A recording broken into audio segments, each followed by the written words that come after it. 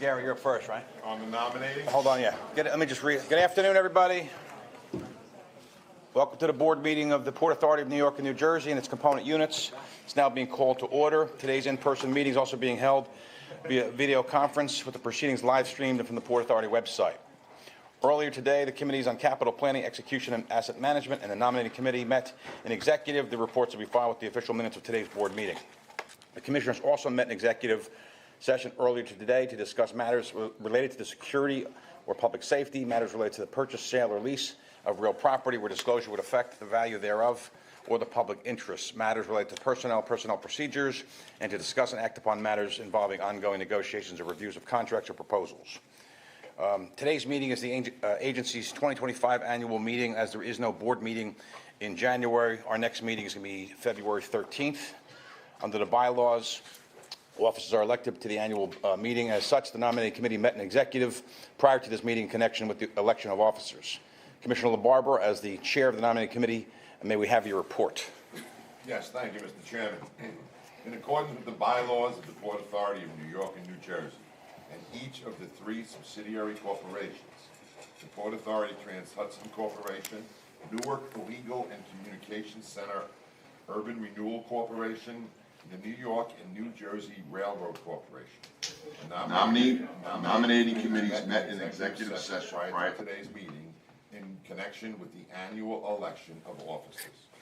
On behalf of the nominating committee, I desire to report that at the meetings held earlier today, and in accordance with relevant bylaws, the committees by unanimous action, and I'd like to underline unanimous, submit the nomination of Kevin O'Toole for the election to the office of chairman, Jeffrey H. Linford to the office of vice chairman, and Richard Cotton for the election of executive director of the Port Authority and president of each of the three subsidiary corporations.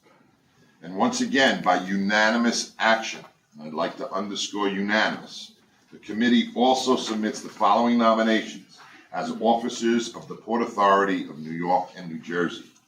James E. McCoy as secretary, Amy H. Fisher as general counsel, Elizabeth M. McCarthy as chief financial officer, and Daniel G. McCarran as controller, and Shireen N. Keller as treasurer. Do any nominating committee members wish to make a statement concerning this proposal? Hearing none, we offer you our deepest and most heartfelt congratulations. I will now turn over the meeting back to you, Mr. Chairman. This concludes my report. Thank you, Commissioner LaBarbera. So I think by virtue of you serving, you are the longest serving commissioner. You've taken over Ray Pacino's spot. Thank you very much. Right. Thank you very much. Thank you. Need a motion on the nominations, please. Those that were read by Commissioner LaBarbera. So moved. Second. So moved. Request a roll call. Chairman O'Toole? Yes. Vice Chairman Linford? Yes. Commissioner Bolwage? Yes. Commissioner Eve?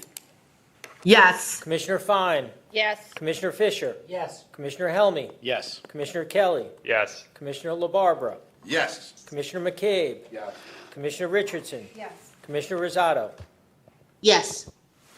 Votes are in order. The item's been approved. The slate's been approved. Let me just say for a moment, 7.5 years ago, when we arrived here, who knew how, where, and what? Jeff, as my partner, and Rick as my partner, and this board. It's changed a little bit over the last few years.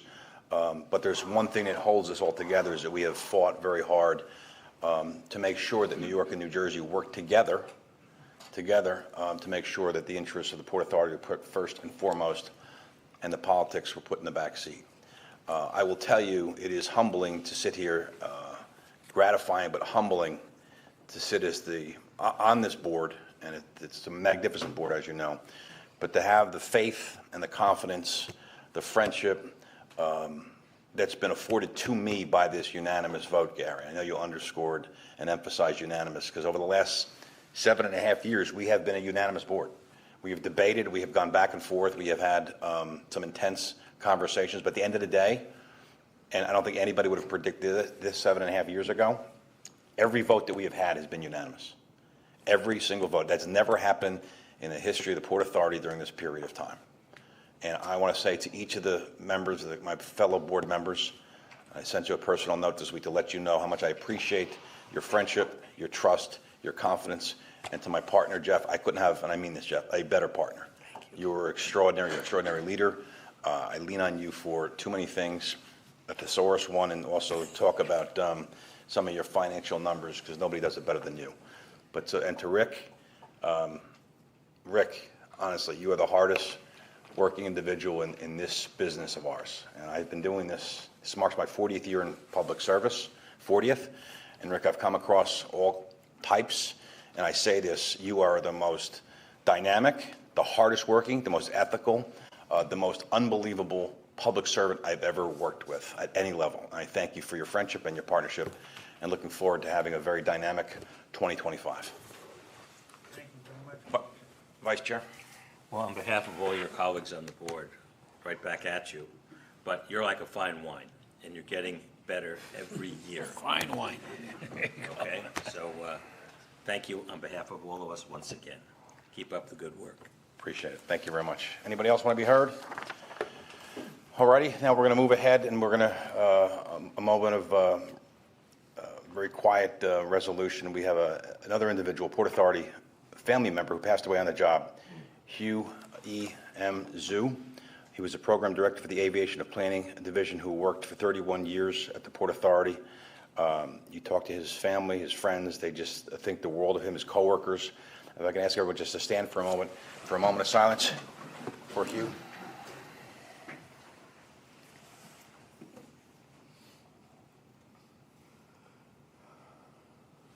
Thank you. And before we get into the business of the day, we have some folks here that I'm glad they're here. April of last year, we heard about an individual who took a bus ride from, I think it was Louisiana, if I'm not mistaken, came to the bus terminal, came off the bus terminal, and for some random reason just had a knife attack on an individual from New Jersey who was waiting for his coworker. I think he was reading a book, if I'm not mistaken, waiting for his coworker, which is a habit he did every day. And it was just an incredible, vicious attack. Within a short amount of time, we're going to hear from our deputy superintendent. 4 of the officers who are here today arrived in the scene and took the appropriate action to make sure that the resident, the commuter, Mr. Salvatore, was not killed on the scene. It's not an exaggeration to say it could have easily happened. So first of all, is the deputy superintendent here? Why don't you just talk about the actions of these 4 brave men before we hear from Mr. Salvatore? Absolutely, sir. So first, again, to commend the officers on the job well done due to the proper training they received throughout the Port Authority Police Academy. It definitely came to their benefit on this date. Brief narrative of the incident on that date. On April 4th, 2024, at approximately 5:50 a.m., without provocation, Michael McCluskey assaulted Daniel Salvatore with a 3-inch knife. Police officers Eugenius and Peterson heard the victim scream for help and responded to the active assault. Officer Eugenius and Peterson confronted the assailant at gunpoint and quickly subdued the suspect. Additionally, officers Diaz and Gashi responded and administered life-saving aid to the victim. They were able to control the loss of blood and prevent the victim from going into shock. Mr. Salvatore suffered 8 stab wounds to the neck, chest, left arm, and hand. Mr. Salvatore was transported to Bellevue Hospital, where he was able to fully recover from his life-threatening wounds. The suspect that day, Mr. Michael McCluskey, was charged with attempted murder, assault in the 1st degree, assault in the 2nd degree, criminal possession of a weapon in the 4th degree. Aided by testimony, CCTV, and body-worn camera evidence, the suspect was indicted by the Manhattan Grand Jury on October 17th. The suspect entered into a plea agreement, pleading to attempted murder in the 2nd degree in exchange for 13 years of a prison sentence and 5 years of post-release supervision. That day, that event, the actions that the officers took on that day to save Danny, as he said, I could call him, was extraordinary. We wanted to thank our officers and also, sir, have Mr. Salvador come up and show our appreciation for his bravery on that date. I had the opportunity to speak to him outside, and he said on that date he wasn't the brave one. I explained to him that I saw the body-worn camera on that date, and he absolutely was one of our brave individuals on that date. Deputy Superintendent, why don't you introduce the patrolman by name, if you don't mind? and we can Absolutely, recognize them. sir. I'll have the officers stand up, and at this time, be ready to present it. Officer Eugenius.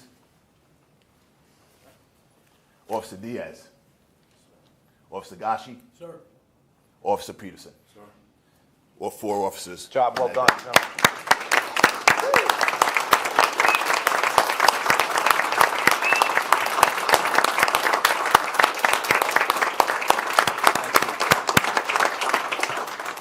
Sir, and if it's okay, we would like to present a flag flown over the World Trade Center flag to Mr. Salvador. Please. Danny, for that day. Daniel, front and center. So while Daniel's coming up there, we went out and met, Superintendent and I, a few others, actually went to Daniel's home soon after the attack. And I will tell you, Daniel, as I told you before, you had this calmness about you, this presence about you. I know you say it's your faith. It is amazing how you have just, without hate or without anger, and there's just a peace about you. You're just a wonderful human being. And when you sent me the email and you wanted to commend the officers, I said, you got to get in here. You got to just come and feel the love that these folks have for you, and we have to commend these 4 officers who did their job. So, Daniel, there's a nice flag, and Deputy Superintendent, why don't you present the flag to him? At this time, I would like to present to you a flag flown over the World Trade Center. This flag represents the bravest among us as the Port Authority Police Department, and also you on that day, sir. Greatly appreciate it. Thank you. Thank you very much.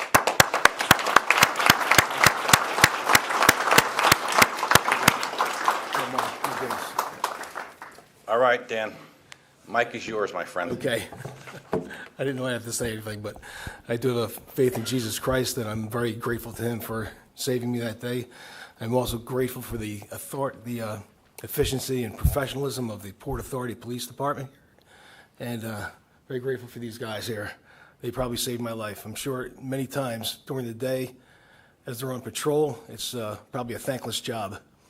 And I can probably speak for many that we're very glad that you're around, you're visible, your physical presence is appreciated, and I, for one, am very grateful. Thank you, guys. Thank you, Danny. Thank you.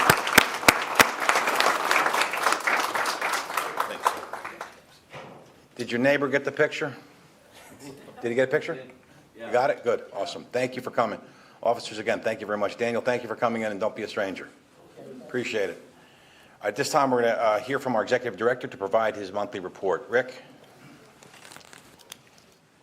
Thank you, Mr. Chairman. This is my report for December, end of 2024, and Mr. Chairman, I'm going to devote my report to reciting a few of the achievements and accomplishments that took place during 2024 at the Port Authority.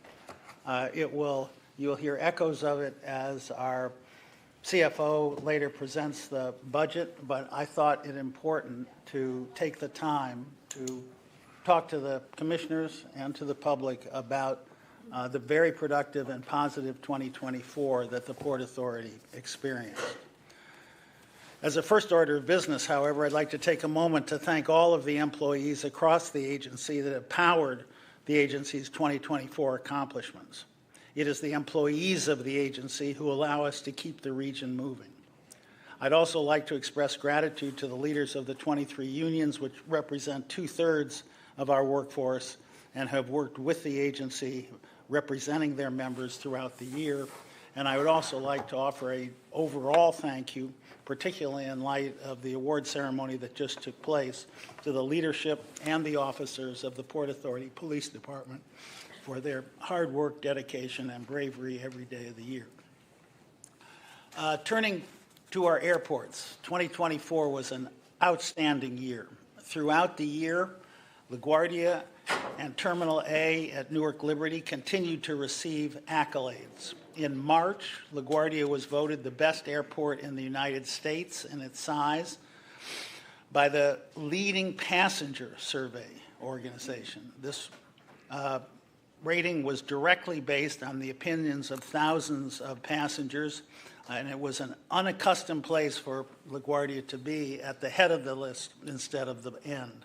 In October, the experts weighed in. LaGuardia was named the best airport in the United States by Forbes Travel Guide based on votes from a 5,000-person panel that Forbes had selected of travel experts and frequent flyers.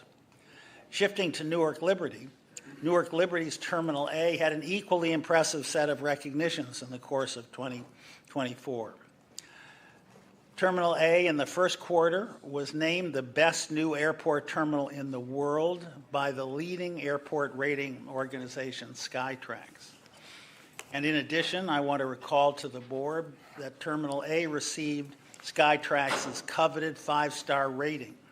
Terminal A joins LaGuardia Terminal B as 2 out of the 3 U.S. airports to receive a 5-star rating.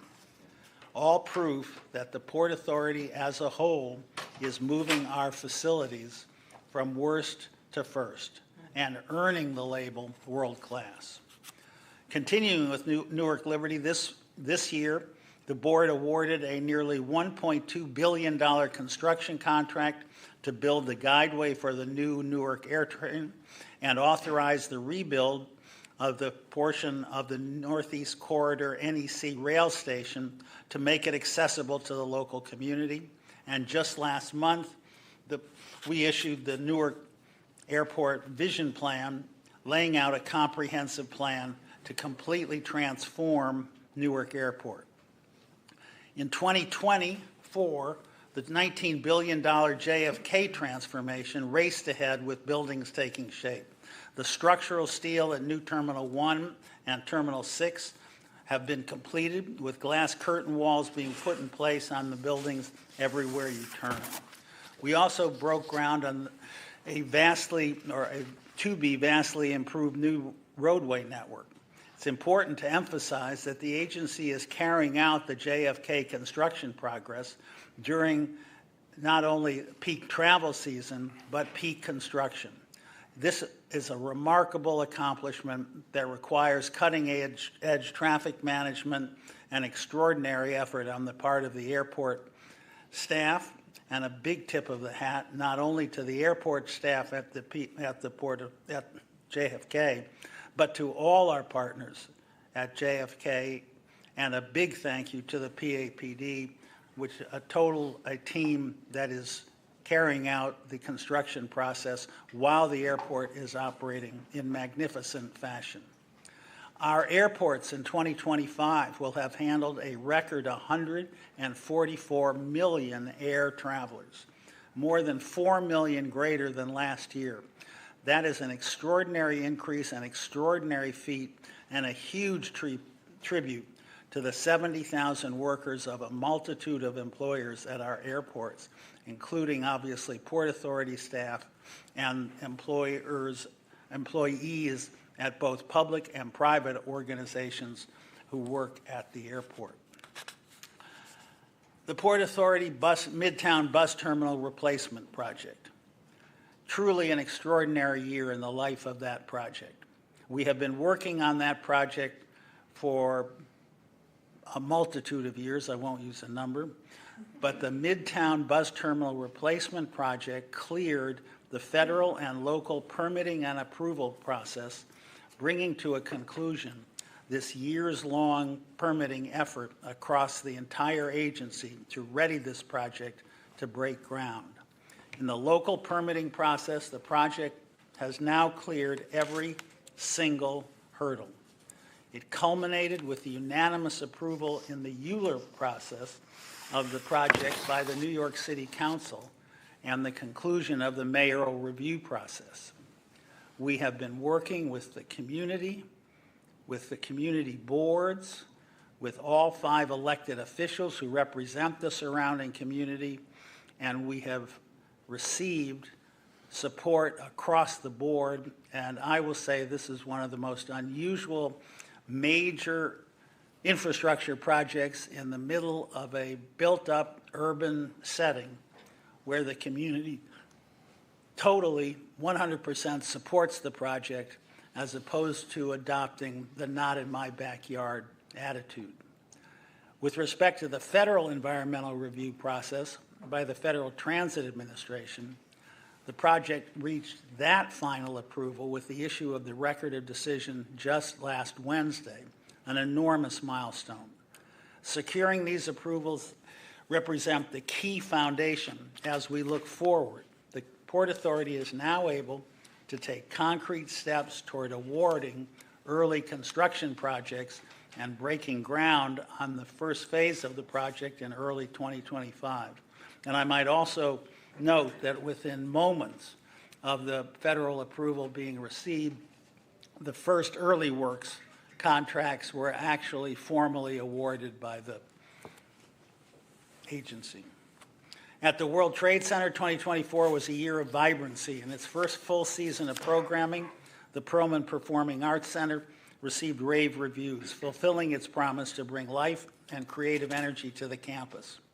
A wide variety of activations continue to energize Lower Manhattan with a diverse and full calendar of events. At PATH, in 2024, the popular Tap and Go fare system was extended to all stations, with more than half of all turnstiles in the system now tap-enabled. It also increased its capacity with all 9-car trains now operating on the Newark to World Trade Center line. In April, the Path Forward program was announced, which is a comprehensive $430 million program to improve resiliency and reliability. At the Seaport, the port's pattern of strong cargo performance continued in 2024 as the Seaport maintained its position as the second busiest in the nation. The Port of New York and New Jersey, through the end of 2024, forecast cargo levels to exceed 2019 volumes by 14%. While the Seaport is below the once-in-a-generation cargo levels experienced during the 2 COVID years, the Seaport is handling its heaviest volumes of cargo in its history without congestion. And when 2 2024 events, the Baltimore Key Bridge collapse and the ILA strike, disrupted operations, the Seaport truly stepped up. It absorbed cargo from Baltimore virtually immediately to keep supply lines flowing.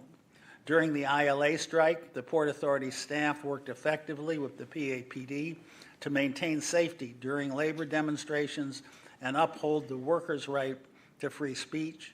And when a tentative ILA labor agreement was reached, the Port quickly cleared a backlog of ships to maintain the flow of cargo. And again, a word about safety and security. Paramount to all that we do is safety and security. The PAPD is the backbone of our safety and security commitments to the traveling public. I want to take note that in 2024, the PAPD and our security department performed with great effectiveness in managing security at all our facilities. As I've noted, the PAT was also key to our successful management of traffic on roadways during the high level of construction at JFK. Sustainability. In the age of climate change, this is truly a moral obligation. In regard to our sustainability agenda, the Port Authority made huge strides in 2024. We are fully on track to achieve our 2025 greenhouse gas reduction goal. In addition, the agency is on the verge of having 50% of our light-duty vehicles electrified.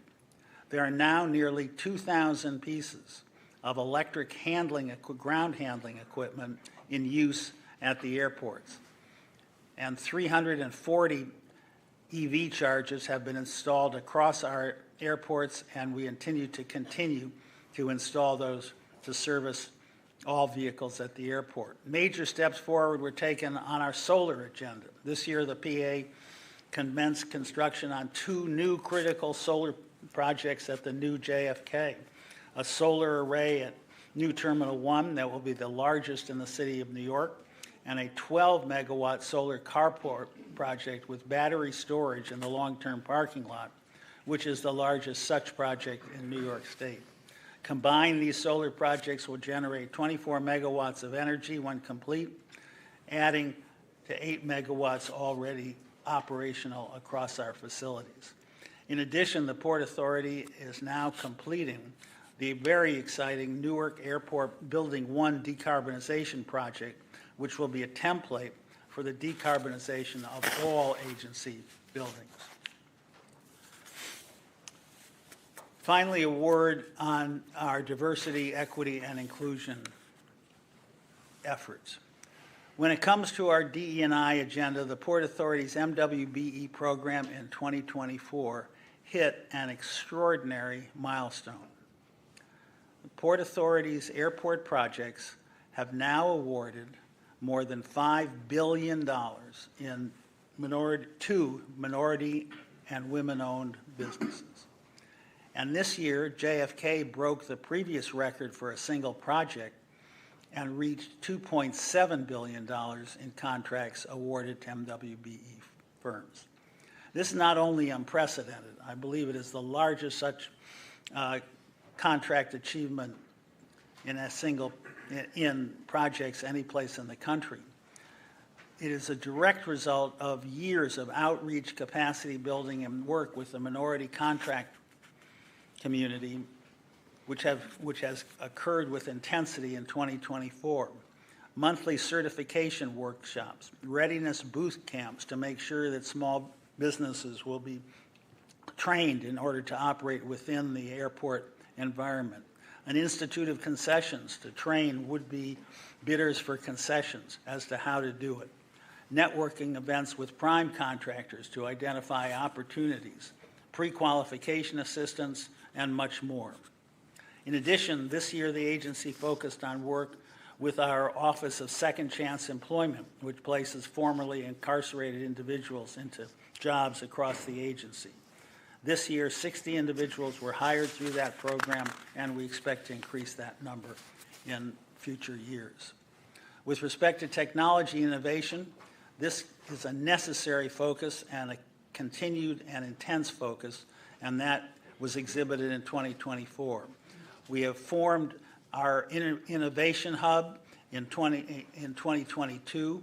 This year, it greenlit 20 individual projects, an increase of 30% over 2023, and covering initiatives that range from an electronic airplane tug, which enables airplanes to be towed with using electricity rather than jet fuel to the end of the runways, and the use of artificial intelligence in a variety of situations at the agency.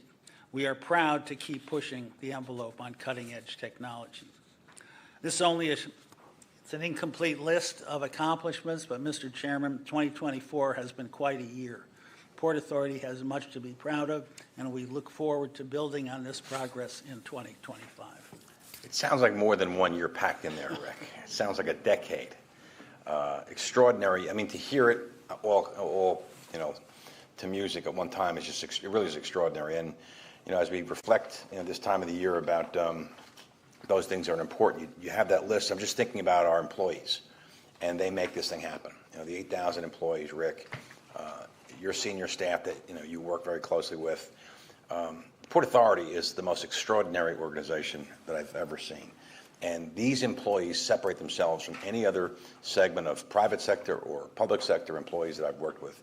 Extraordinary, Rick. So you're leading the charge into 2025. And as much as we've done stuff, we're not one that just kind of sit on our laurels. We're just forging ahead. And I really think in 2025, 2026 is the best is yet to come. When JFK is finished, bus terminal is going to be well on its way. The ports are going to be totally redone, and all of the improvements we have at the airports.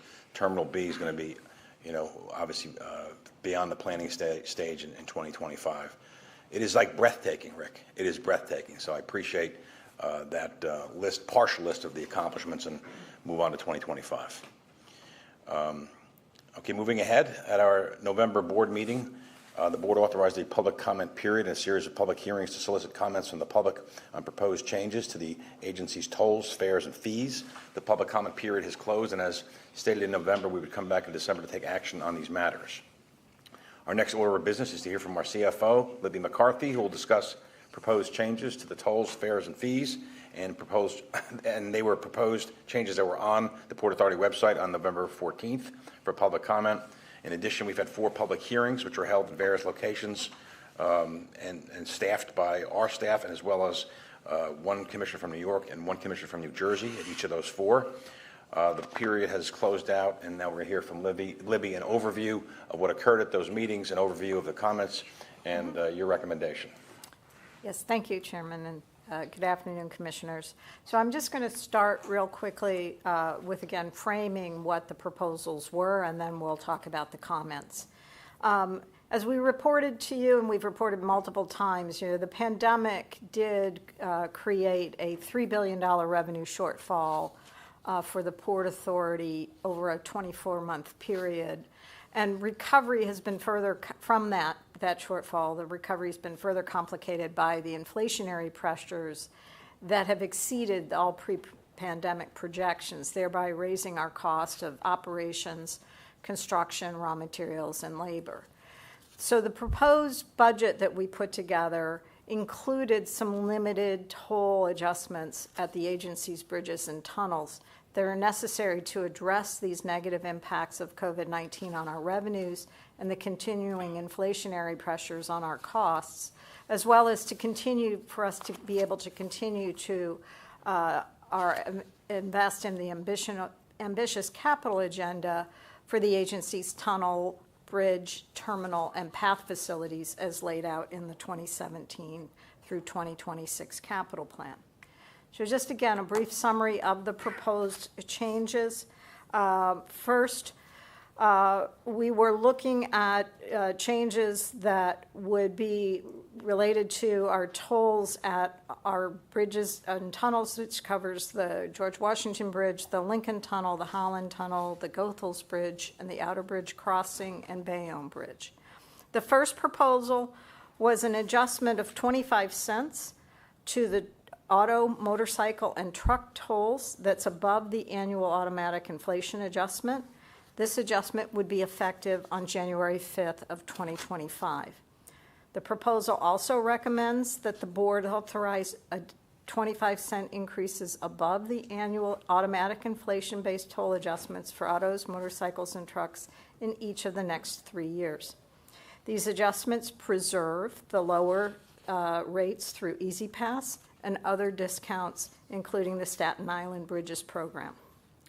Another proposal would be to eliminate an off-peak truck volume discount program that affects approximately 0.4% of truck accounts, and to give drivers time to plan for this. The change would not be effective until July 6th of 2025.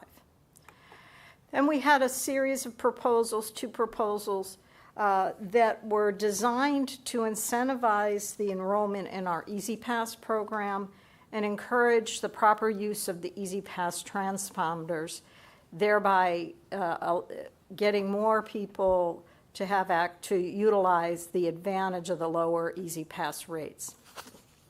These adjustments would affect only 10 to 15% of our drivers.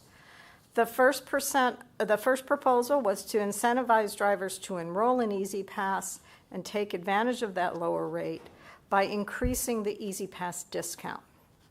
The proposal would increase the toll-by-mail rate to a level that is consistent with the MTA two-way rate on its bridges. Again, in order to give people time to adapt for this and enroll in E-ZPass, we are proposing that we delay the implementation date to July 6, 2025, while we engage in an intensive communications plan to urge drivers to enroll in E-ZPass and take advantage of the lower rates. The second proposal is to incentivize drivers that are currently enrolled in E-ZPass to actually use their transponders correctly, by ensuring the proper positioning of those transponders in their vehicles. The proposal would introduce a new mid-tier rate for those users who are currently enrolled but don't use it correctly, in order to compensate for the incremental cost to the Port Authority of processing those transactions. Once again, we are proposing that change be delayed until January 6, 2025, so that we can engage, while we engage in that intense communications plan to urge drivers to properly display their E-ZPass transponders and get the lower rate. It's an important goal for us to increase the use of E-ZPass, as it will significantly improve the efficiency of toll collections. Finally, we had a proposed reduction of a proposed new program for the Pathriders, which would be a reduced fare program for Pathriders with qualifying disabilities. The new program would work similarly to the senior reduced fare program that PATH currently has, giving riders with qualified disabilities a reduced fare of 50% of the then single ride fare for PATH. Once the TAP system is fully implemented, which we anticipate to be this summer, customers with qualifying disabilities will be invited to enroll in the program and link it to their unique Tap and Go payment account. So that's a summary of the proposals. You talked about the program we undertook, Chairman. So in addition, I'm just going to then summarize in total the comments that we received at those 4 public hearings, as well as through the mail. So we received 29 comments regarding the proposed packages for tolls and fare adjustments, which included 11 comments from those public hearings. Relating to the proposed changes to the bridge and tunnel tolls, 13 comments opposed the proposed adjustments for the tunnel and bridge tolls, broadly citing the higher cost of living in the region, the level of existing tolls, and the impacts of these changes on low-income individuals. But as I previously mentioned, these proposed adjustments are necessary for us to continue our ambitious programs. Regarding the PATH fare discount, we received 14 comments that were made in support of the reduced fare program for riders with qualified disabilities. After consideration of these comments, we are recommending that the board adopt the proposed changes to tolls and the reduced PATH fares program for riders with qualifying disabilities as we presented them to you in November, and I just summarized, and that's also as detailed on our website. The proposed package of changes is estimated to generate approximately $150 million in incremental revenues once it's fully implemented, that will allow us to continue our investment in the interstate transportation network. And with that, Chairman, I'm happy to take any questions. Commissioners, any questions, comments? Great. Okay, we're going to defer voting on this item until after the public has spoken. Next order of business, we're going to hear from Libby on the 2025 budget. This budget was posted on the Port Authority website throughout today for public comment. Our CFO will provide an overview of the nature of the comments received and make a recommendation, and we'll defer voting until after we hear from the public. Libby? Yes, again, thank you, Chairman. So I'm going to, again, just summarize sort of how we developed the budget, some of the key points of the budget, and then a summary of the comments that we received. So just as a backdrop, Rick, in his report, talked to you about a lot of the things that we accomplished in 2024. We're fully anticipating to continue that trajectory into 2025, so this budget takes that into consideration. So we've talked again about our transformational investment in our infrastructure over the last several years. This is just a summary of that capital plan that we've been delivering on and that Rick talked about. We've been progressing through that, and it is, once again, as Rick talked about, truly transformational. So I think key highlights as we look into the 2025 portions of this $37 billion program will be the start of construction on the Midtown Bus Terminal Replacement Program, the continuation and completion of the Path Forward plan and the investments in the PATH system in our Path Forward program, the continued investment in the airports, including the work at JFK on the redevelopment, the replacement of the AirTrain at Newark, and the Newark Vision Plan, and then also investment in our ports through our Port Street Corridor program, et cetera. So the frame things for you, what's going on at the facilities. 25, we expect to be record years across the board, or improvements in activities. At the airports, we're expecting 150 million passengers would be a new record. And the new and larger facilities that we've been, the award-winning facilities, the cost of those and the operations of those are in our program. Also, that full-scale construction that we have ongoing does require some operational costs to help us make sure that passengers are able to access the facilities uninterrupted. Tunnels and bridges, 122 million vehicles, 4%, about slight growth from 2024, but a 4% increase in truck volumes. And we've been rolling out a new customer service center for our customers, and then, of course, have completed the all-electronic tolling system across the board, and I mentioned we'll start that construction at the bus terminal. PATH, we're expecting 59 million customers in 2025. That's a new high since 2019. We have, and I'll talk about this a little bit more in a minute, we have increased service levels and capacity at PATH in the last 4 months, and so the 25 budget takes into consideration the full year impact of that. And we will be fully implementing our tap-and-go fare payment system. At the ports, we're expecting throughput of 8.5 million TEUs, which will be a new high since our COVID-related peaks in 2022. And then we have some substantial investment in zero-emission equipment and infrastructure in that year. And at the World Trade Center, we're expecting about 60 million people on the campus in 2025. And the campus continues to be a vital component of the Lower Manhattan vibrancy. So this is the proposed budget, $9.4 billion. You can see here we have sources that are balanced with the uses.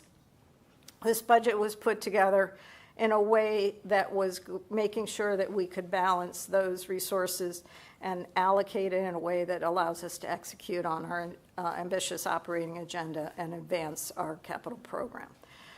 So you can see here the main components on the uses side, $4.1 billion in operating expenses, $3.6 billion in capital spending, and then we have debt service and deferred spending of approximately $1.7 billion. I'm going to start on the sources side just to give you a little insight into the primary sources here being the $7.1 billion in revenues that are shown. So as you can see here, this is a roll-up of the sources of our revenue that reflects about a 6% increase from our 2024 operating revenue. The big drivers here being that aviation revenues are growing at about $250 million or 7% versus the 24 budget. That's based on activity-based rentals, higher recoverable costs, both as a result of a renegotiated flight fee agreement, and as well as higher costs that are recoverable. And then, of course, we have activity-driven revenues at the airports and our AirTrain fares and access fees. TB&T, $113 million or 5.6% increase over the 2024 levels. That's driven by the combination of the automatic inflation-based toll adjustment as well as the proposed toll adjustments we just walked through, and the growth, particularly in the trucks across the board. And then the PATH fares are up, projected to be up 17 million or almost 12%. And that's a result of this year, 2025, we are triggering the automatic inflation-based fare increase.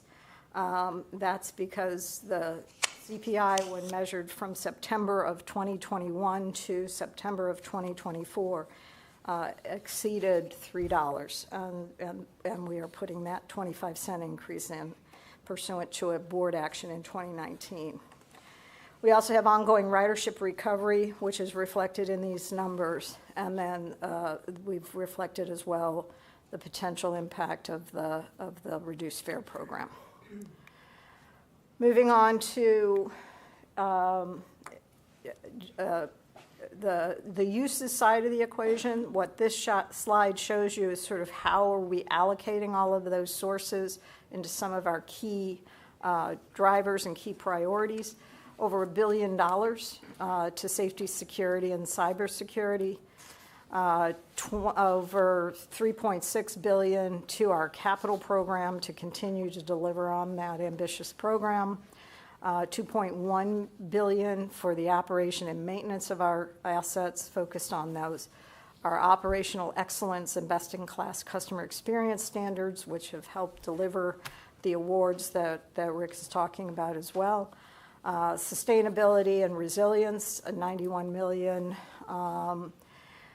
to advance our net zero emissions future, in addition to over $121 million for severe storm and climate change resilience programs.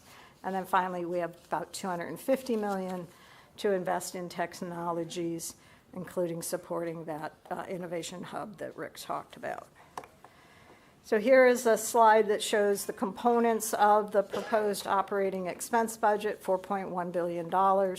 It's a $205 million overall increase that reflects two components. One, inflationary escalations of 2.7%, and then additional spending in 3 or 4 key priority areas where we needed to invest more than above inflation. First, an additional $32 million in our safety and security programs to ensure the safety and security of the traveling public, and our fortifying our cybersecurity defenses as we are looking at the changing threat environment. Operating our new and larger facilities, as I mentioned, does require incremental operating expenses for the larger footprints, et cetera. So that is captured in these numbers, $21 million. We do have that ambitious capital program does require us to mitigate construction traffic congestion impacts, and we have money set aside here for that. That's $15 million. And then finally, there's just some growth that's non-discretionary or revenue-driven, the biggest one here being our city rent is tied to our revenue, and so as our revenue goes up, that city rent does as well. So in total, the proposed budget is the $205 million increase, or 5.3% when you add those two components together. The proposed capital spending budget, as I mentioned, it's $3.6 billion. That is a 27 or close to $750 million increase over our projected or estimated 24 spending. So that's you can see that's an important thing because we'll be delivering on that program. This is reflecting the substantial investment. You can see aviation has the largest component of this. It's the JFK redevelopment, continuing to advance our part of the redevelopment of that airport, being the roadway networks and supporting infrastructure and ground transportation center. We have the new air train at Newark, which will be in full-blown construction in 2025. Initial construction of the first phase of the new Midtown bus terminal is in that TB&T number. That will include the first phase of the program, which includes the deck overs of the Dyer ramps, as well as starting construction on the new staging and storage facility and ramps that'll serve as the temporary terminal while the new terminal is being developed in the future. The Path Forward program, we have investments there. In the Path program you can see, and then we have continued construction on the Port Street Corridor Improvement Program in the port numbers. The debt service budget is $1.9 billion. That's about a 1% increase. We are assuming in 2025 we'll be issuing $900 million of new money bonds to support the capital program. Drawing down, we're in application for a TIFIA loan. We'd be drawing down on that. And then we also be using our short-term borrowing program for that. So now to the public comments, Chairman. Following the presentation, we have been soliciting and receiving comments across the board, both at the hearings for the tolls and fare increases, but also for that related to the budget. So we received a total of comments from a total of 1,119 individuals. They submitted comments regarding the proposed budget. Multiple of those individuals commented on several topics. So if you add all of the comments together, it's roughly 2,400 comments. And we've received all of those. We've communicated them to you. You received a memo on Monday with comments through that date and an update today, earlier today, on the comments we received through 5 o'clock last night. So let me drill down a little bit into those comments. A little over 1,000 comments were requests for the consideration of extending the PATH service, particularly on nights and weekends. We have reviewed those comments. We are aware of the increased ridership, recovery of weekend ridership to pre-pandemic levels. And as a result of that, as I mentioned, we've taken in the last 4 months several steps toward increasing capacity on the PATH system. The 2025 budget funds those through the full year of 2025. So what are those? Well, we've increased the frequency on the Journal Square to 33rd Street line on the weekday peak, reducing the headways from 5 minutes to 4 minutes. We've increased capacity on the Newark to World Trade Center line, increasing the number of 9-car trains during the hours of 7 a.m. and 9 a.m. from 8 to 13 9-car trains. And then we've done additional weekend service between Hoboken and 33rd Street to supplement the extended headways on Journal Square to 33rd Street via the Hoboken line due to critical track stabilization work. PATH is continuing to evaluate further service enhancements, particularly on the weekends, and is working to balance those with the needs for the maintenance and required regulatory inspections for the system.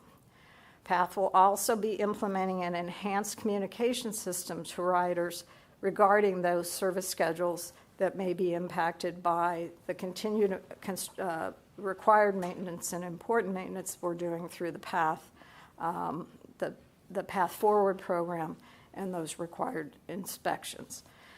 So we are currently recommending that the board approve the proposed 2025 budget as presented, but we recognize that PATH is evaluating those further service enhancements. We also received 803 comments that requested that we prioritize the investment to extend the PATH system to Newark Liberty International Airport. Staff has reviewed that. The Path to Newark program was deferred for consideration in the next capital plan. In the interim, the agency has made and is making investments to enhance the customer experience of travelers using mass transit to access Newark Airport. Those include the investment in the Newark NEC station to provide access at the station to the neighborhoods from the Northeast Corridor commuter rail station to the neighborhoods around Newark and Elizabeth neighborhoods that are there. This will allow them to access the Newark Airport as well as all the way through to the city more conveniently. We're also, as I mentioned, replacing the air train at Newark with a wholly new air train. We received 470 comments requesting that we make the express bus lane at leading into the Lincoln Tunnel a 24/7 express bus lane. We reviewed that. The Lincoln Tunnel has that lane now from 6 a.m. to 10 a.m. on weekdays, aligning with the peak commuter bus activity.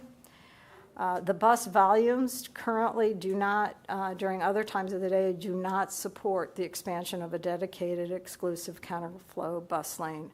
So we recommend no adjustment to the budget on that matter. And then finally, we had 11 comments that were in opposition of the scheduled automatic inflation-based path fare adjustment. As we mentioned, that adjustment was approved by the board in 2019. Path single ride fare has not changed since 2014. And the incremental revenue is necessary to support Path's extremely high maintenance costs as well as its necessary investment in the Path Forward program. And their costs are growing at a rate higher than inflation. So again, we recommend no adjustment with respect to that, the automatic inflation adjustment. And then there were some miscellaneous adjustment or comments that we reported to you and also referred to the appropriate departments. So today we are requesting that the board approve the $9.4 billion 2025 budget as proposed and presented to the board on November 14th in light of the comments received. And I'm happy to take any questions. Thank you, Libby. Any comments or questions? I know we've been going back and forth the last few months on the budget. Vice Chair? Once again, a prodigious amount of work by you and your team. I want to thank you. There are a lot of moving pieces here, and it's just extraordinary what you brought, so thank you. Thank you. It was a team effort across the agency, so thank you. Thank you, Libby. We're going to defer voting on this until after the speaker's program. Thank you. Moving along, First Deputy of Aviation, Sarah McKean, will review two matters today for the board's consideration, covering three major commercial airports. The first concerns revisions to the airport minimum wage. The second concerns a revised revision to our airport's pricing. The proposed amendments to the policies were posted for public comment for a 30-day period, which concluded yesterday. At our November meeting, I announced the final determination on these issues will be considered today. Welcome, Sarah. Okay. Thank you. Good afternoon, Mr. Chairman, Executive Director Cotton, and members of the board. I'm here to provide you with an overview of the proposals that I went through in November to modify the airport worker minimum wage and airport street pricing plus policies for JFK, Newark, and LaGuardia airports. Just to recollect, the Port Authority did post the proposed rules related to airport minimum wage and the street pricing policies. On November 12th, they were posted and announced in a press release and posted on the Port Authority's website for a 30-day comment period. These proposals were then presented to the board at our November 14th board meeting. As of December 11th, we have received a total of 1,049 comments on both policies, and over the next slides, I will provide a summary of comments received and the Port Authority's response to these comments. So just as a refresher related to airport minimum wage, the airports rely on employees to learn the layout, follow safety and security procedures, and distinguish normal activity from behavior that is out of place throughout the airports. As a result, the Port Authority has an interest in ensuring that airport employees are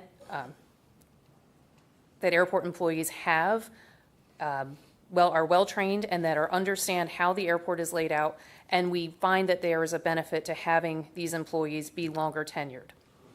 With that understanding, in 2018, the Port Authority did amend its minimum wage policy to increase the minimum wage to $19 an hour. And if this threshold were to remain stagnant, airport employers would not remain competitive with the New York and New Jersey state mandated minimum wages.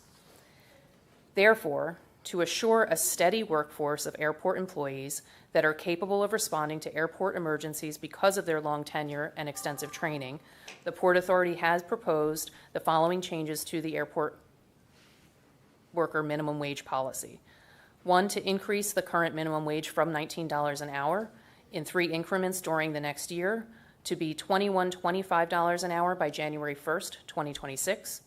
Transition to an annual increase based on CPI beginning in 2027, which follows the practice of both states, and increase the minimum wage to $25 an hour by September 1st of 2032 if the hourly minimum wage following the annual CPI adjustment remains below $25 an hour on January 1st, 2032.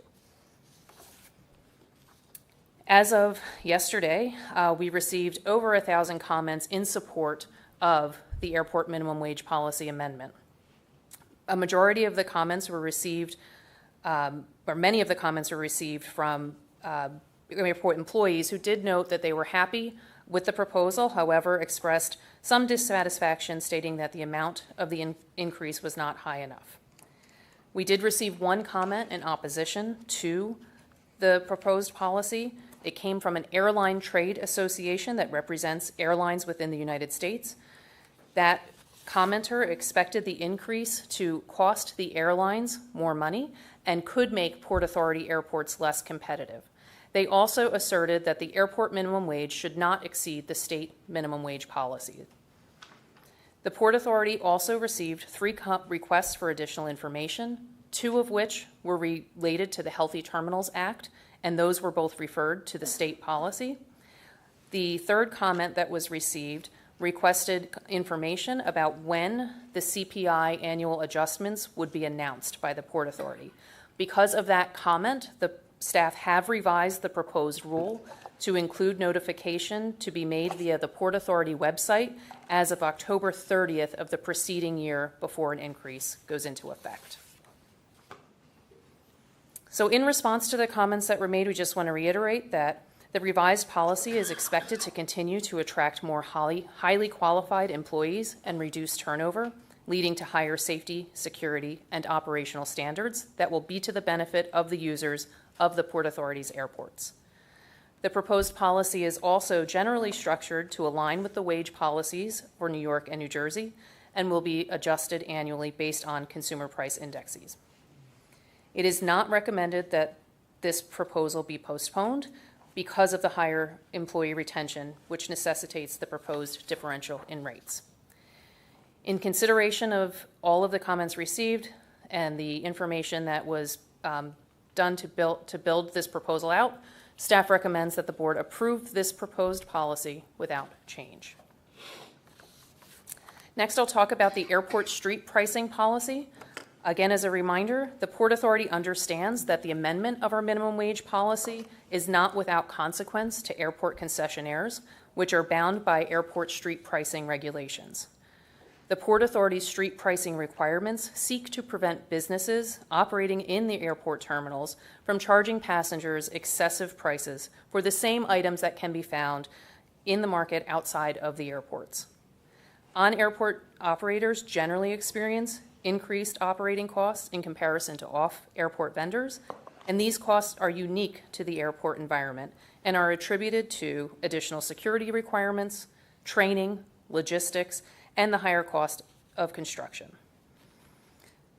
So finally, the Port Authority does seek to ensure that our airports remain as desirable business locations. In recognition of this, the Port Authority had called upon the rules and regulations to be amended as follows: to modify the street pricing policy to adjust the ceiling for concessionaires and retailers from a street pricing plus 10% policy to a street pricing plus 15% policy. In addition, the modified amendment would permit an employee benefit and retention surcharge of up to 3% that is not included in the street pricing calculation. So as of yesterday, a total of 18 comments were received related to the airport street pricing proposed amendments. 14 of these were from airport concessionaires, including ACDBE and MWBE certified firms, and they were in support of the proposed amendment. These comments stated that the policy changes will allow businesses to recover costs necessary for operating at the airport and meet the requirements of the traveling public. The 4 remaining commenters opposed the proposed amendment, questioning the current enforcement of the policy and asserting that increased pricing will deter people from purchasing goods on the airport. The Port Authority street pricing policy review process is extensive and requires oversight from multiple parties, including airport staff, terminal operators, concession managers, and third-party consultants. Pricing discrepancies that are determined based on these reviews are required to be addressed by concessionaires within 48 hours. This policy and process will remain unchanged with the proposed and updated policy. Further, the policy will continue to require that food and beverage concessionaires provide value for money options at their airport locations. Considering the comments received and in recognition of the increased cost of doing business at the airports, staff recommend that the board approve the policy changes that were presented last month without change. And with that, I will take any questions. Any comments or questions for Sarah on either one of those 2 issues? Okay, thank you very much, Sarah. We're going to defer that until we hear from the public. Now we have an opportunity to hear from the members of the public to comment on Port Authority matters. This public period, which will be limited to 30 minutes or so, which probably actually go beyond that. We have 23 folks who have signed up. And it provides an opportunity for members of the public to present their views directly to the board, but it's not going to be a dialogue back and forth. Members of the public wishing to discuss a specific item, please contact our Press and Public Affairs Department, and we'll be more than happy to steer them in the right direction for any specific requests. The first one we're here is Mayor Ravi Bala. Mayor, how you doing?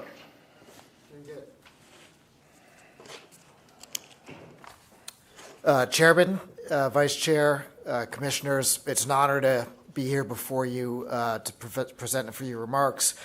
First thing I want to say is this is probably the most harmonious governing body that I have witnessed. It's just culture shock coming from Hoboken, and You've seen a few, right? You've been through a few wars, Ravi. So, Chairman, if you ever want to run for the council in Hoboken, I'm never running again for any office, Ravi. because you're running a type shit. It must be a magnificent leader. Thank you. So, as you do know, Hoboken has the highest percentage of residents that utilize public transportation in the United States.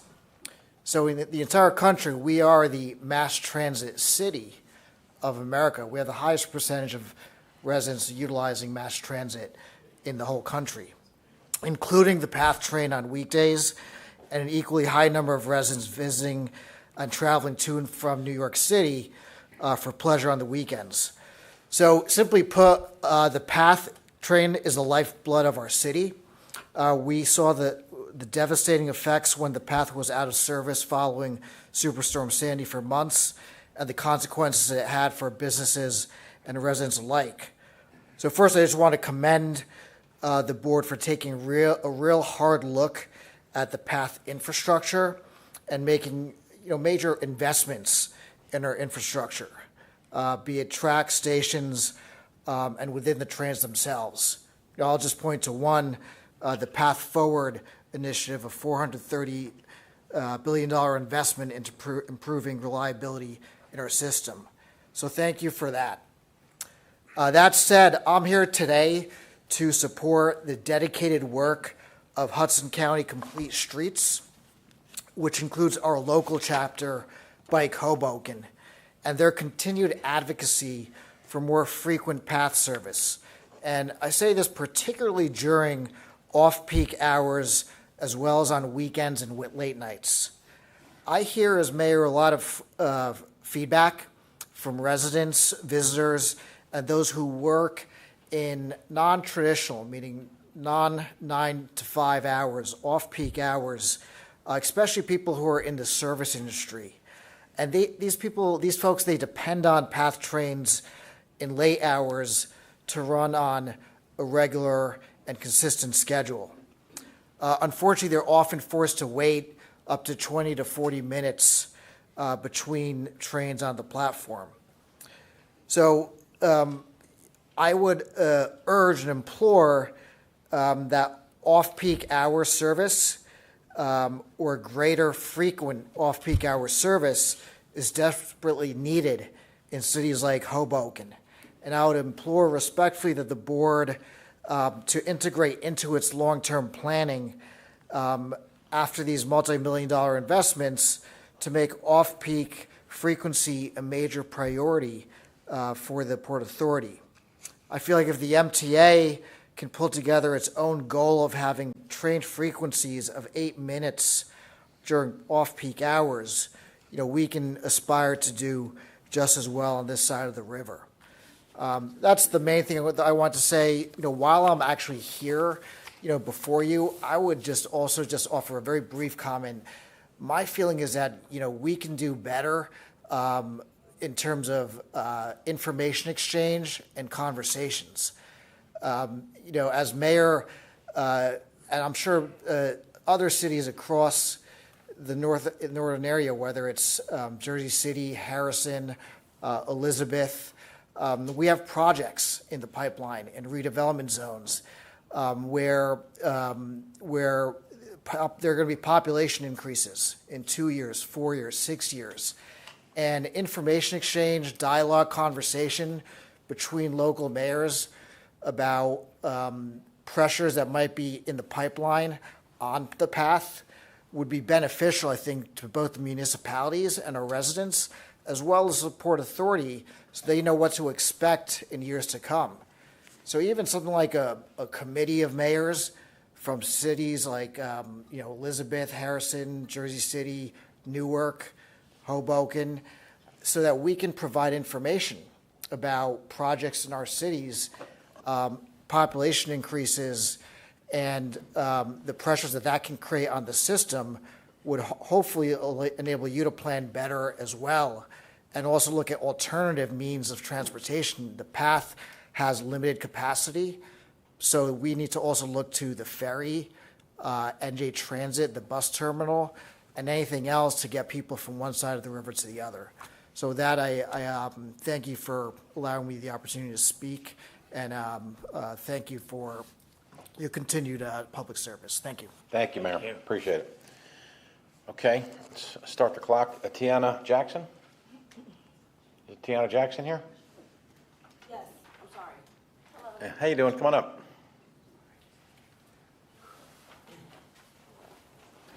Good afternoon, Commissioners of the Port Authority. My name is, it's Tiana Johnson. I work for Compass at United Polaris Club at Newark Airport as a waitress. I have worked at the airport for 1 year. I live in Jersey City, and I am originally from Brooklyn, New York. I am proud to be a member of Unite Here Local 100. My reason for being here today is to thank the authority and governors of, I'm sorry if I say it wrong, Hochul, and Murphy for their important proposal to raise the minimum wage for airport workers, including airport lounge workers like me. The proposal will provide a much greater quality of life for me and my coworkers, making working at the airport much more viable as a long-term career. I am very happy that this proposal includes a plan to increase the minimum wage for 5 years in step of inflation. The last several years have been hard for a lot of reasons, but the fact that prices have been rising for everything has been one of the hardest. Keeping the wage tied to inflation will mean that the airport workers will have a little bit more security and to know that they are not falling behind. The Port Authority's proposal to increase the minimum wage will uplift thousands of people in all of New York and New Jersey communities that they live in. I urge you to pass this proposal. Thank you for your time today. Thank you very much. Patrick Jean.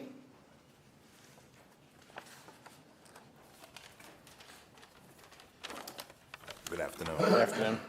Hello, Commissioners of the Port Authority. My name is Patrick Jean, and I have come talk to you a few times already. In June and in November, I am a driver at LSG Sky Chef at JFK, which cater in-flight food for the airplanes, and I'm proud to be a member of United Here Local 100. I am really pleased to see the progress that have happened over this time. Now we have on the table a proposal from the Governor Hochul and Murphy to increase the minimum wage of the airport workers.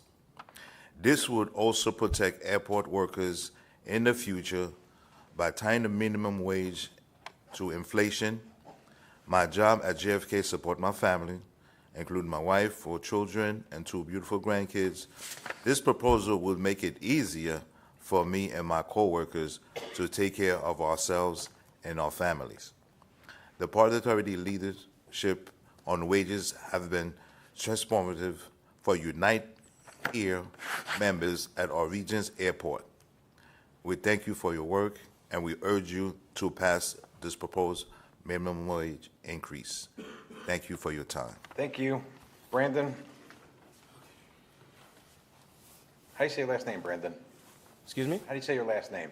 Burston. Burston. Yes. Welcome. Thank you. Hello, Commissioners of Port Authority. My name is Brandon Burston. For 8 years, I've worked in sanitation and utilities for OTG at LaGuardia Airport. We feed the people in the airport as they prepare to fly and make sure they have good and safe food, as well as, of course, safe travels. I'm also a member of Unite Here Local 100, and I live in Queens, New York. I'm sure you know that airport workers like myself work incredibly hard, but nonetheless, we do struggle. Even though I work full-time, long hours, it is tough to live in an expensive place like New York. I am paying $2,000 a month for rent. My fiance works as a home care attendant, and it takes both of our paychecks to pay the rent and other bills. I have Medicaid for my health care. If I didn't have the low-cost health care, I'd have to go without other necessities. The proposal to increase minimum wage at our airports would be life-changing for workers like myself. I think that we need and deserve more money. The fact that the proposal ties the minimum wage to inflation means that our wages will go up with when prices do too. That means more security for me and my loved ones for the next 5 years. So I urge the Port Authority to pass this proposal. Thank you for listening to us. Thank you very much. Desiree Stewart? Desiree here? Righty. William Healy?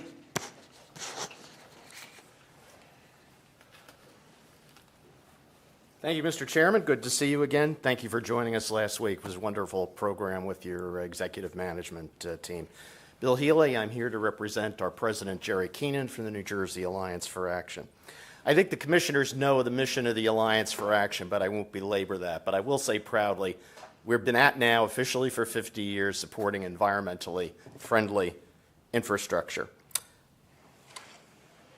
You're about to vote on plans for infrastructure that is going to benefit generations to come, even into the 22nd century. Plans to provide for greater transportation access and equity. Plans for dramatic improvements for airports and the ports that bring people and goods into the U.S. from literally every part of the earth. Plans for rehabilitation of PATH and increasing its benefits for consumers. That's how I arrived here today. Plans for continuing the rehabilitation of some of the most iconic and vital infrastructure in our nation. These projects and many others will be funded, driving the region's economic development. The budget and capital plans are responsible plans. It's even more important to continue the investment in these critical transportation systems. The Port Authority is proposing capital spending that is substantially higher than FY24, $3.6 billion. We feel this added investment is warranted. While this budget and proposed capital investment will make itself felt in both states, the benefits to New Jersey are indeed substantial. A new Terminal B for Newark Airport, a new air train, and increased access from Newark and Elizabeth as the host communities. We'll continue the reimagining of our region's busiest airport. Path improvements are also necessary as the system at various times has gone beyond its pre-pandemic ridership and will become even more vital in the years ahead. And this budget will also see the completion of the long-term Restoring the George project. And we already are seeing benefits of the present budget in the improvement of our road network in ports Newark and Elizabeth. This is vital to ensure that that port can double its capacity by 2050. Congrats on what you've accomplished in 2024. We're here to fully support what you plan for 2025. One final note about the chairman. You were a great consensus builder in our legislature for 25 years. The unanimous support of your fellow commissioners does not surprise me in the least. Thank you very much. William, thank you very much. Tell Jerry we wish him well. Did you get the short straw? That's why you had to come out here today? What happened? Well-deserved vacation. All right. Tell him our regards. We love going to his program. Thank you. John Taranu? John?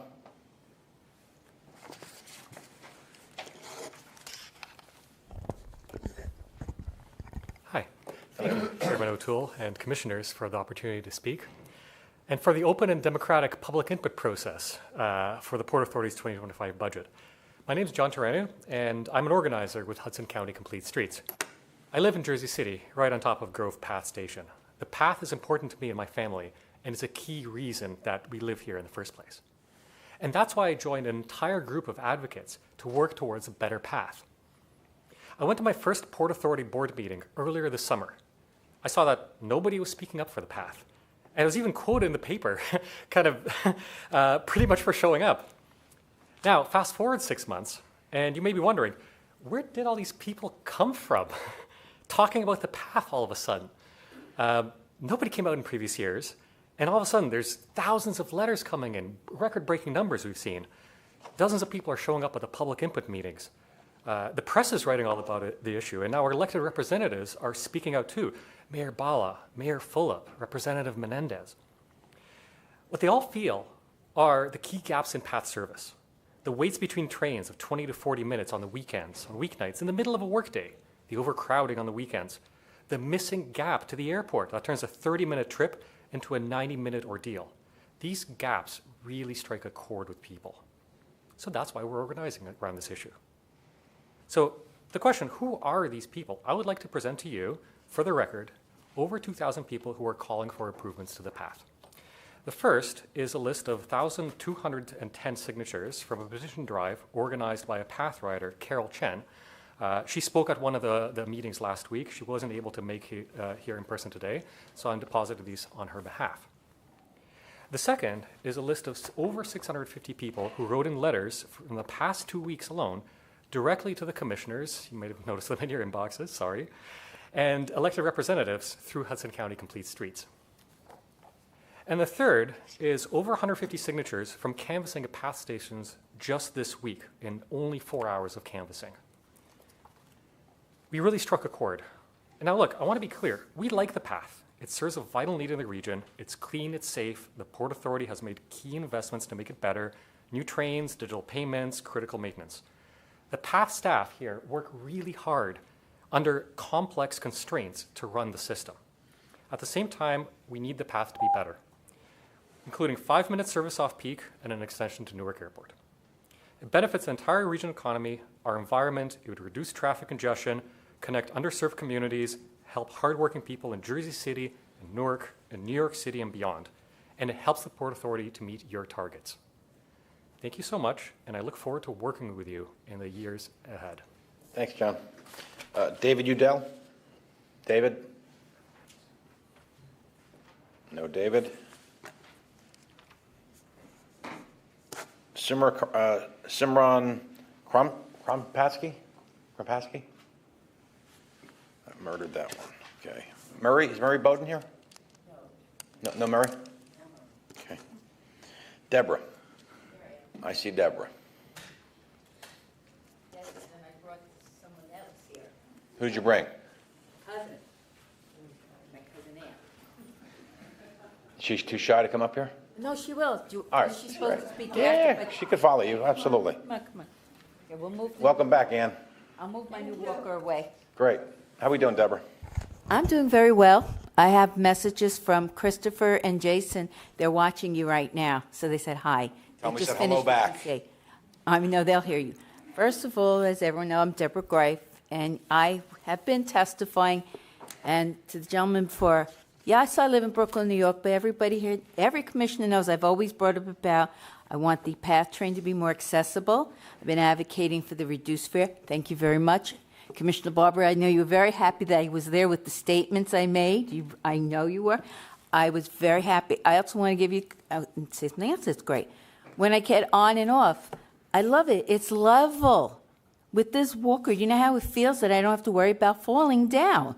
Because people don't realize, people who use wheelchairs or walkers or even canes, for me to be able to smoothly get across is a very nice feeling. It's less painful. Thank you.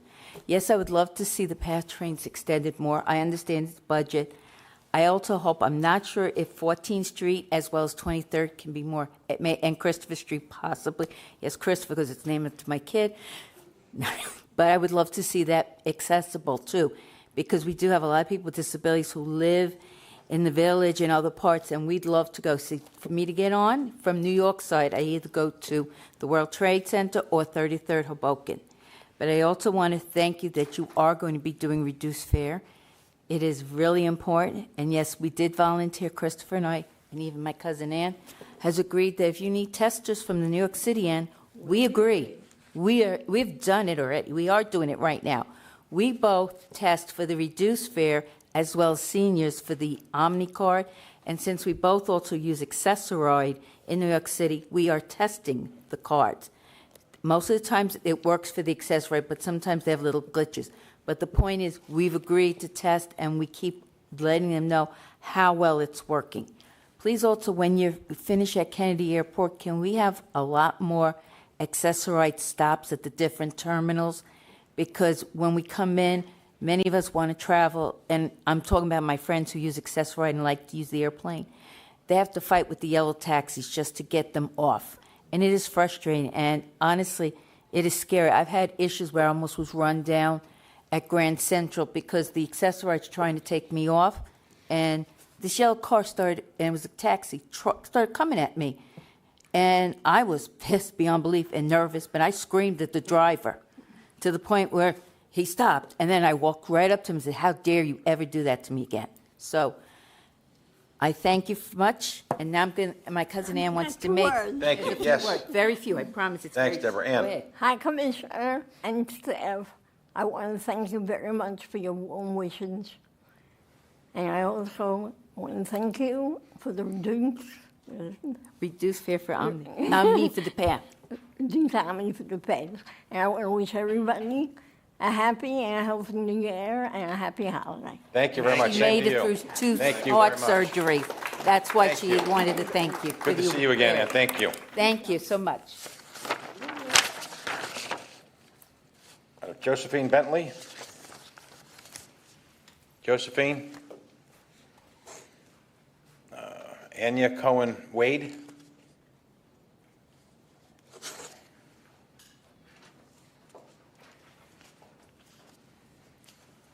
Hi, my name is Aryeh Cohen-Wade. Thank you for the chance to speak. I am a Jersey City resident of 5 years. I don't belong to any organized group. I just saw posted online that they were looking for people to comment today, and I am on vacation this week, so I figured I would do my civic duty because I didn't have anything to do, anything else to do right now. So I agree with many of the comments about the PATH. It's not merely a commuter rail. People use it to go into New York City on off hours, and that can be very difficult sometimes. The weekend and late hour diversion stop to Hoboken for the 33rd Street lines. I've heard that was implemented after Hurricane Sandy, and still is still in operation 12 years after that storm. Next year will be 13, so that's the bar mitzvah year. I think we can maybe fix by then. And the last thing I would like to ask to be improved about the PATH service are the bathrooms at the Oculus, especially the ones that are within the special PATH area. The hours, I think, they close at 7 p.m. on weekdays and 4 p.m. on weekends. You can imagine someone coming into New York from Jersey City and going back home after 4 p.m. on Saturday or Sunday might need to use the bathroom. And closing at 4 p.m. Doesn't make a lot of sense to me. Okay, thank you very much. Thank you very much. Eric Allen Connor.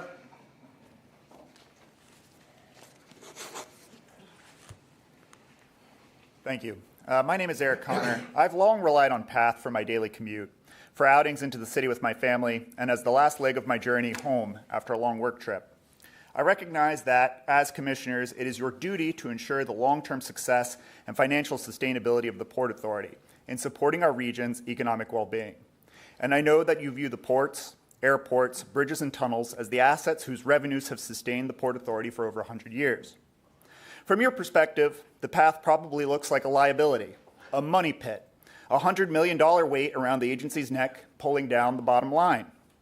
But I think that's the wrong way to think about it. The PATH is an invaluable resource, and it is an integral part of the Port Authority whose mission is to keep the region moving. The PATH is a through line of the region's economic prosperity. Midtown and the financial district rely on tens of thousands of daily commuters from New Jersey. The creation of Wall Street West by Newport and Exchange Place is possible only because of the PATH. The renaissance of Grove Street and Journal Square is because of the PATH. The new developments at Harrison are because of the PATH. New Jersey is growing, investing in housing, and building new businesses because of the PATH. The Little Railroad is the lifeblood of the region, carries more people where they want to go than New Jersey Transit or the Holland Tunnel. It deserves a much larger share of your attention and the Port Authority's budget. Our ask is simple. To help sustain our region's economic growth, we need more frequent off-peak and weekend service. No one should have to wait 20, 40, or 60 minutes for a train. Workers whose companies have offices on both sides of the Hudson should be able to shuttle between locations knowing that the next train to World Trade Center will depart in 5 to 10 minutes, regardless of the hour. Families with small children or elderly parents or a disabled family member shouldn't have to be tumbling down the stairs at Grove Street trying to make only one of 3 weekend trains an hour into the city. Travelers from Manhattan and Hudson County deserve a one-seat ride to Newark Airport to help reduce the crush of car congestion on our crowded streets versus another $3.4 billion AirTrain investment. The New York, Jersey City, and Newark metropolitan statistical area is the wealthiest, most economically productive region in the country. And it needs PATH to be a world-class subway system that is capable of more than stunted, subpar service. Please, please fund higher train frequencies and restore the expansion to Newark Airport in your capital budget. And while I applaud you all on your good consensus and unanimity, debate is a good thing. You know, the next time you have a meeting, debate these issues, bring it up, and think about the perspectives of the users who rely on PATH to get around. Thank you all. Mike Manzella, please. Mike. Good afternoon, Mr. Chairman, members of the board. My name is Mike Manzella, and I humbly serve as the Director of Transportation for the City of Jersey City. This statement is being submitted on behalf of the city and Mayor Steve Phillip. Jersey City is one of the most transit-rich cities in the country, with almost half of our population of 300,000 residents commuting to work using public transit. The city has made a strong commitment to improving the quality of life for residents and visitors by creating safer streets, expanding public transit, and fostering a more connected and sustainable urban environment. During Mayor Phillip's administration, the city has invested significantly in transit infrastructure, including the introduction of bike share, expanded ferry services, and an on-demand microtransit service called Via JC, which supplements New Jersey Transit and PATH services. Yet, despite our efforts, the Port Authority has consistently failed to match this commitment with meaningful action. PATH service, which remains under the Port Authority's control, has been increasingly inadequate in the face of Jersey City's growth. Service levels have reduced significantly, even as the region's population and ridership demand have soared. This lack of investment is not only frustrating, it is unacceptable. The Port Authority's failure to prioritize the needs of commuters in Jersey City is glaring. As our city continues to grow, PATH service has deteriorated. Weekend and midday headways of 20 minutes to upwards of 40 minutes between Journal Square and World Trade Center are entirely unacceptable for a rapid transit line that connects the region's 3 largest cities, especially when weekend ridership has exceeded pre-pandemic levels by 15%. Similarly, the recent reduction of weekend service on the Journal Square to 33rd Street line to 20-minute intervals has further compounded frustrations for Jersey City residents. These service levels fail to meet the needs of our community and are a disservice to commuters, residents, and visitors alike. The Port Authority must recognize that PATH is no longer just a commuter rail. It is a vital piece of regional rapid transit that must evolve to support the region's growing economy and urban population. This requires a firm commitment in the upcoming budgets to increase service during off-peak hours and weekends, ensuring the system is accessible and reliable for all residents, not just for weekday commuters. It is impossible to justify the Port Authority's continued failure to provide adequate service, especially on lines that are not undergoing any construction or maintenance at the time. While we acknowledge the ongoing path forward investments, and thank you for them, such as new trains, upgraded tracks, and station renovations, these improvements cannot be used to justify service cuts. We need not only infrastructure upgrades, but also a clear commitment to enhancing service to meet the growing needs of our region. The need for transformative capital projects is urgent. Jersey City residents have been waiting for years for the promised PATH extension to Newark Airport, an essential project that would provide a fast, affordable, and one-seat ride for travelers and airport workers. This project, initially included in the 2017 budget, has been repeatedly deferred, eroding the public's trust in the Port Authority's ability to deliver on its promises. Jersey City, along with the rest of the region, deserves world-class public transportation that reflects our shared goals of economic growth, environmental sustainability, and equity. The Port Authority must stop failing our residents, workers, and visitors by continuing to neglect past potential. Mayor Phillip and the City of Jersey City urged the Port Authority to significantly increase the past budget and deliver the modern transit system that we all deserve. Thank you. Sophia Davidova? Sophia? Welcome. Good afternoon, Mr. Chairman and members of the board. I appreciate the chance to speak with you today regarding a pressing issue affecting thousands of PATH riders every day, the inadequate service during off-peak hours. These long waits and infrequent trains don't just inconvenience riders, they create unsafe, overcrowded conditions. When trains are so packed that passengers can barely move, we're treating people like freight, not human beings. And in an emergency, how can passengers get out of harm's way when there's simply no room to maneuver? Passengers who need seats can't get seats. Individuals are jammed into each other's personal space, and this environment encourages arguments, harassment, and rampant germ transmission since everyone is forced to breathe air mere millimeters from each other's faces. Depending on the circumstances, the prolonged gaps between trains mean packed conditions can rival what we see during the busiest rush hours.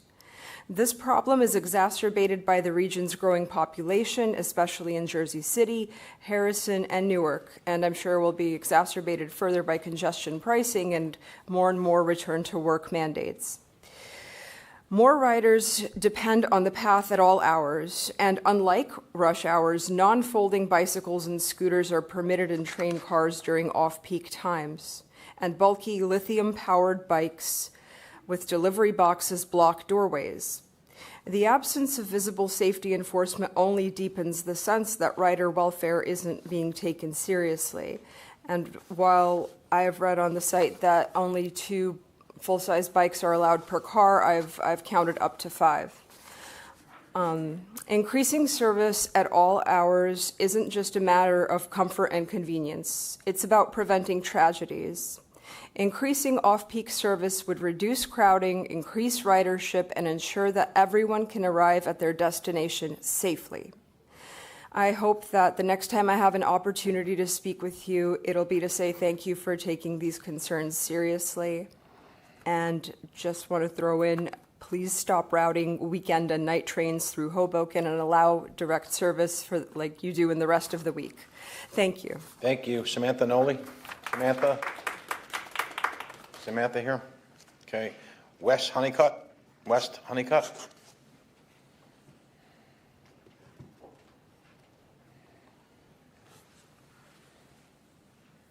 Hello, Chairman, members of the board. My name is West Honeycutt, and I'm a citizen, resident of Jersey City. I want to thank you all for your public service and your roles in all the good news and reports that we heard earlier today. I also, even though the 4 that were honored have already left, I want to offer my thanks to the men and women who keep all of us safe on Port Authority property. I'll admit to you all that I always feel much safer on the PATH than I do riding the subway by a long shot. And I'm proud of the tap-to-pay system so that when we frequently host friends and family, they can just tap and hop right on. But I must confess to you all that we just about don't take them on the PATH anymore. It's kind of a buzzkill when we have folks who pay all that money to fly into the Port Authority's wonderful airports from out of town, take them into the big city, and then we got to wait up to 40 minutes each way sometimes. Speaking of buzzkills, I'm also embarrassed of not being able to take the same PATH train all the way to that shiny new terminal at Newark Airport that I think we're all so rightly proud of. When I come home from DC from work trips and I take Amtrak, I walk right off and I hop on the PATH, and no better feeling in the world than beating all those folks who are on the road and just taking the train all the way home. Newark Airport really deserves that as well. You all have a hard job, and I know it's not easy, but I'm here to implore you that it's time to find a stronger pathway forward for the PATH. I'm not with these groups. Nobody's giving me talking points. I've been in the back trying to get ChatGPT to tell me what I might say. I'm losing my voice a little bit today. And I've lost my place in what ChatGPT gave me. When you walk outside, you can see all of the new towers going up. And when you read online, you can see that many more have been approved. The population is growing. And the trains are already dangerously overcrowded on weekends. While I may have less fear of crime on the PATH, y'all, I gotta say, I'm actually very afraid of the crowd sizes that we've encountered. We've gone to actually ride the PATH, break our rule and ride it on a weekend with the 20 to 40 minute ride times, and it's too crowded, we can't get on, we have to walk away. Sometimes the ferry's there, sometimes it's expensive Uber. This is one of the wealthiest metro areas in the entire world, one of the most powerful global financial centers, and one of the most influential cultural centers. If I were in your shoes serving on this board, I'd feel pretty proud. But be honest with me, with the way the PATH train frequencies are running, serving on this board has kind of got to feel like being given a Ferrari that you can't take out of first gear. When I heard that hardly ever anyone comes to offer public comments, and that no one's sending you comments online, it felt paramount to me to walk over here, no voice and all, and let you know that two things can be true at once. There's a lot that the Port Authority is doing that is going right, but the PATH system needs you to take that Ferrari out of first gear. Let's goose the gas pedal a little bit. Thank you. Thanks, West. Musab Ali.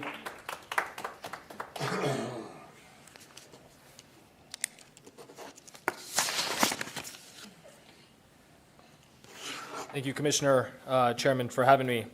Today, I want to stand first in solidarity with the members of 32BJ and Unite Here on behalf of their contract, and thank you for your leadership in raising their minimum wage to $25 an hour by 2032. It's a victory for many hardworking people who keep our region running.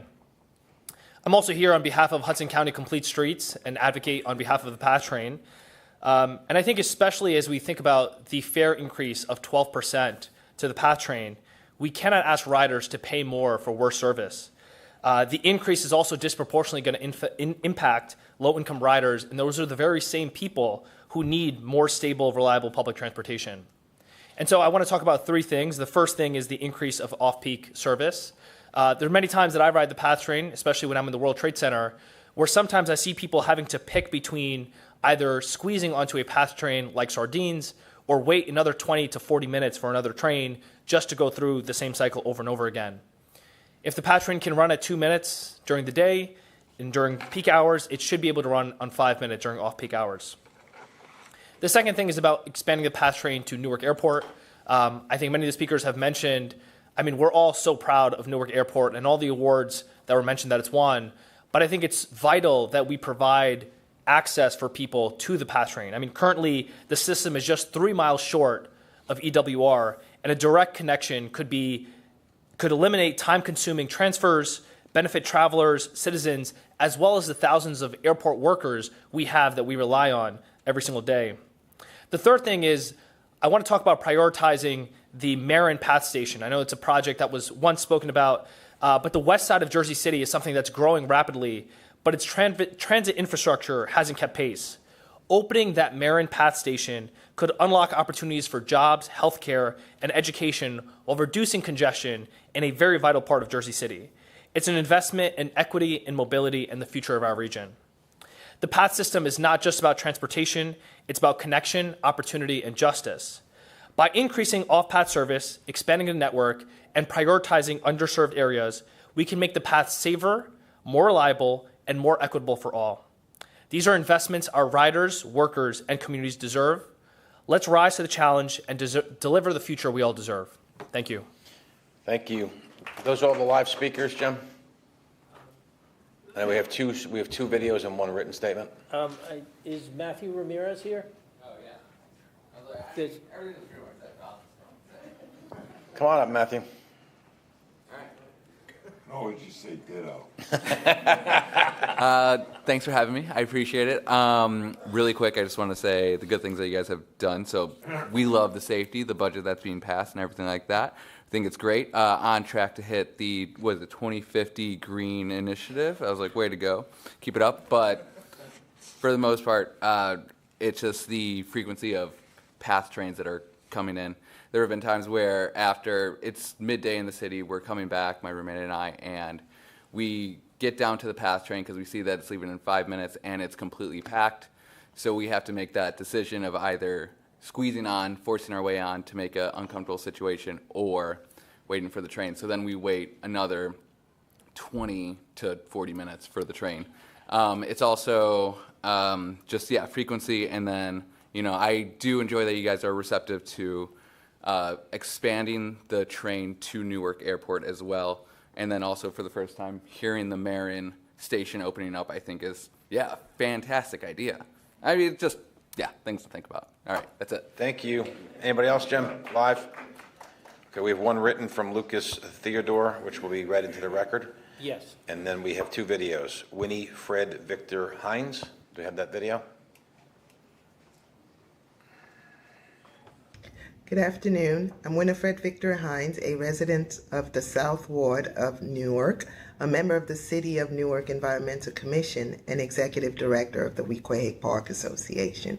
I'm reaching out to you, Port Authority board members, to take the next steps in transforming our region's transportation by taking action and vote for this crucial campaign to improve the PATH system. In recent years, the Port Authority has made commendable progress. New trains, critical maintenance, and digital payment systems have improved the PATH. But despite ridership returning to pre-pandemic levels, the system is still falling short of our region's needs. Our community is speaking loud and clear. 1,800 signatures and 600 letters written show just how much this matters to us. Together, we're asking the Port Authority to deliver on two key improvements to address these gaps. One, frequent off-peak service. Right now, the PATH runs every 20 to 40 minutes on weekends, weeknights, and midday. This creates dangerous overcrowding, missed connections, and long delays for riders. The solution is simple. Run the PATH every 5 minutes off-peak. This would make a world of difference for our lives and schedules. If the system can handle 2-minute intervals during rush hour, 5-minute intervals are feasible and necessary for safety. 2, a PATH extension to Newark Airport. The current setup forces riders to transfer to New Jersey Transit and the air train to reach the airport, which is inconvenient and costly. Instead of a $3.5 billion over budget air train, let's extend the PATH directly to Newark Airport. A one-seat ride would mean faster, more affordable transit for travelers, airport workers, and Newark residents, while reducing traffic congestion and pollution around the airport. This would be a game changer. South Newark residents would have an easy direct ride to Lower Manhattan and Jersey City, and airport workers would finally have a reliable way to get to their jobs. This isn't just about convenience, it's about equity and opportunity. Improving the PATH would make commuting safer, faster, and better for all of us.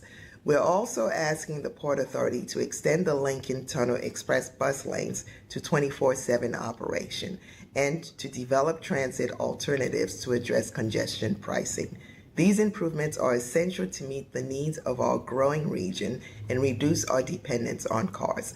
Please vote to support this campaign. You have the power to make this a reality. Let's keep building momentum for a PATH system that works for everyone. Let's make this happen. Thank you. All right, Jim, the last video from Maddie Bucky's Highland. Good afternoon, everyone. My name is Maddie W. Bucky's Highland. For today, I'm going to speak about the Port Authority's 2025 budget in relation to that. You guys are proposing a toll by mail increase by $22.38. That's one of the largest toll increase I've seen when it was approved to $8 to $15 in August of 2011. So I think we should trim back the toll by mail rate a little bit. Other than that, I think it's all great that we're doing good on accessibility. And to Commissioners Bolwage, Eve, Fine, Fisher, Kelly, LaBarbera, Linford, McCabe, O'Toole, Richardson, Rosado, I hope you and also to Executive Director Rick Connon, please happy holidays, Merry Christmas, Happy Hanukkah, Happy Kwanzaa, Happy New Year. I look forward to a great 2025. Back over to Chairman Kevin J. O'Toole. We love Matt. He's the best. He's the best. We'll now proceed with voting items. Each of the respective committee chairs will provide. I don't think we would get all those committee items, just so you know. Provide a brief report on the matters being considered. First, Commissioner LaBarbera, to start the proceedings as chair of the Committee on Finance, and then we'll conclude with my report on behalf of the Committee on Operations. Commissioner LaBarbera. Thank you, Mr. Chairman. As chair of the Committee on Finance, I will now recommend an item that authorizes the 2025 budget consistent with the parameters described by the Chief Financial Officer during her presentation on the budget 2025. Prior to making a motion on this item, I ask that the Corporate Secretary to note any commissioner recusals on this matter. There are none. Okay. Do any commissioners have any questions or comments on this item? Hearing none, I now request a motion on this item. So moved. I now request a second. Second. Okay. I now request the Corporate Secretary to call the roll for voting on this item. Chairman O'Toole? Yes. Vice Chairman Linford? Yes. Commissioner Bolwage? Yes. Commissioner Eve? Yes. Commissioner Fine? Yes. Commissioner Fisher? Yes. Commissioner Helmy? Yes. Commissioner Kelly? Yes. Commissioner LaBarbera? Yes. Commissioner McCabe? Yes. Commissioner Richardson? Yes. Commissioner Rosado has filed her affirmative vote. As the votes are in order, the item is approved. Next, I wish to recommend to the Board for consideration several items necessary to accommodate the Port Authority's financing plans for 2025. The first two items authorize the establishment, issuance, and sale of consolidated bonds as necessary to effectuate 2025 financing needs. Prior to making a motion on these items, I would ask the Corporate Secretary to note any commissioner recusals. There are none. I now request a motion on these items. So moved. Can I have a second on the motion? Second. I now request the Corporate Secretary to call the roll for voting on these items. Chairman O'Toole? Yes. Vice Chairman Linford? Yes. Commissioner Bolwage? Yes. Commissioner Eve? Yes. Commissioner Fine? Yes. Commissioner Fisher? Yes. Commissioner Helmy? Yes. Commissioner Kelly? Yes. Commissioner LaBarbera? Yes. Commissioner McCabe? Yes. Commissioner Richardson? Yes. Commissioner Rosado has filed her affirmative vote. As the votes are in order, the items are approved. This next item will authorize the establishment, issuance, and sale of consolidated notes as necessary to effectuate the Port Authority's 2025 financing needs. Prior to making a motion on these items, I would ask the Corporate Secretary to note any commissioner recusals. There are none. I now request a motion on these items. So moved. Can I have a second on the motion? Second. I now request the Corporate Secretary to call the roll for voting on these items. Chairman O'Toole? Yes. Vice Chairman Linford? Yes. Commissioner Bolwage? Yes. Commissioner Eve? Yes. Commissioner Fine? Yes. Commissioner Fisher? Yes. Commissioner Helmy? Yes. Commissioner Kelly? Yes. Commissioner LaBarbera? Yes. Commissioner McCabe? Yes. Commissioner Richardson? Yes. Commissioner Rosado has filed her affirmative vote. As the votes are in order, the items are approved. The next item I wish to present to the Board for consideration, the revised toll schedule for vehicular interstate crossings. This recommendation was presented to the Board in November, and we have had since solicited comments from the public on the final action for these proposed adjustments. Prior to making a motion on this item, I ask the Corporate Secretary to note any commissioner recusals on this matter. There are none. Do commissioners have any questions or comments on this item? Hearing none, I now request a motion on this item. So moved. Can I have a second on the motion? Second. I now request the Corporate Secretary to call the roll for voting on this item. Chairman O'Toole? Yes. Vice Chairman Linford? Yes. Commissioner Bolwage? Yes. Commissioner Eve? Yes. Commissioner Fine? Yes. Commissioner Fisher? Yes. Commissioner Helmy? Yes. Commissioner Kelly? Yes. Commissioner LaBarbera? Yes. Commissioner McCabe? Yes. Commissioner Richardson? Yes. Commissioner Rosado has also filed her affirmative vote. As the votes are in order, the item is approved. The last item I wish to present to the board for consideration is the final action on the revised path system reduced fare for qualifying disabled riders. This recommendation was presented to the board in November, and we've since solicited comments from the public on the final action for the proposed revision. Prior to making a motion on this item, I asked the corporate secretary to note any commissioner recusals on this matter. There are none. Do commissioners have any questions or comments on the item? Hearing none, I now request a motion on this item. So move. Can I have a second on the motion? Second. I now request the corporate secretary to call the roll for voting on this item. Chairman O'Toole. Yes. Vice Chairman Linford. Yes. Commissioner Bolwage. Yes. Commissioner Eve. Yes. Commissioner Fine. Yes. Commissioner Fisher. Yes. Commissioner Helmy. Yes. Commissioner Kelly. Yes. Commissioner LaBarbera. Yes. Commissioner McCabe. Yes. Commissioner Richardson. Yes. Commissioner Rosado has filed her affirmative vote. As the votes are in order, the item is approved. Back to you, Mr. Chairman. Thank you very much. Now we present a resolution that would authorize the final action for the proposed amendment to our airport minimum wage as presented by our First Deputy of Aviation. Prior to making a motion, we ask any recusals. There are none. Motion, please. So moved. Second. Second. Roll call. Chairman O'Toole. Yes. Vice Chairman Linford. Yes. Commissioner Bolwage. Yes. Commissioner Eve. Yes. Commissioner Fine. Yes. Commissioner Fisher. Yes. Commissioner Helmy. Yes. Commissioner Kelly. Yes. Commissioner LaBarbera. Yes. Commissioner McCabe. Yes. Commissioner Richardson. Yes. Commissioner Rosado has filed her affirmative vote. Well, the votes are in order. This item has been approved. Next, we have a resolution that would authorize the final action on the amendment to our airport street pricing policy at JFK, Newark, and LaGuardia airports as presented by our First Deputy Director of Aviation. Do we have any recusals? There are none. Okay. Any questions or comments? Motion? So move. Second.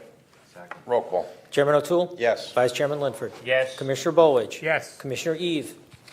Yes. Commissioner Fine. Yes. Commissioner Fisher. Yes. Commissioner Helmy. Yes. Commissioner Kelly. Yes. Commissioner LaBarbera. Yes. Commissioner McCabe. Yes. Commissioner Richardson. Yes. Commissioner Rosado has filed her affirmative vote. The votes are in order. The item's been approved. The next item would amend an advertising agreement with the Intersection Media covering an advertising assets at path stations and trains in order to adjust the calculations of the minimum annual guarantee payments, which will remain in place until annual path ridership exceeds 90% of the annual ridership in 2019. Prior to making a motion, we ask if there's any recusals. There are none. All right, any questions or comments? Motion, please. So moved. Second. Roll call. Chairman O'Toole. Yes. Vice Chairman Linford. Yes. Commissioner Bolwage. Yes. Commissioner Eve. Yes. Commissioner Fine. Yes. Commissioner Fisher. Yes. Commissioner Helmy. Yes. Commissioner Kelly. Yes. Commissioner LaBarbera. Yes. Commissioner McCabe. Yes. Commissioner Richardson. Yes. Commissioner Rosado has filed her affirmative vote. Votes are in order. The item's been approved. The final item for today is regarding a collective bargaining agreement with Local 1413 Smart TD, which represents more than 150 PATH employees who serve principally as conductors. This agreement was ratified by the union members on November 21st, 2024. This is for a 12-month period. Any recusals? None. Any questions or comments from the commissioners? Motion, please. So moved. Second. Second. Roll call. Chairman O'Toole. Yes. Vice Chairman Linford. Yes. Commissioner Bolwage. Yes. Commissioner Eve. Yes. Commissioner Fine. Yes. Commissioner Fisher. Yes. Commissioner Helmy. Yes. Commissioner Kelly. Yes. Commissioner LaBarbera. Yes. Commissioner McCabe. Yes. Commissioner Richardson. Yes. Commissioner Rosado has filed her affirmative vote. Votes are in order. The item's been approved. Seeing no further business, have a motion, please. So moved. Your second. Second. All in favor? Aye. Aye. Everybody have a happy New Year, Merry Christmas, Happy Kwanzaa.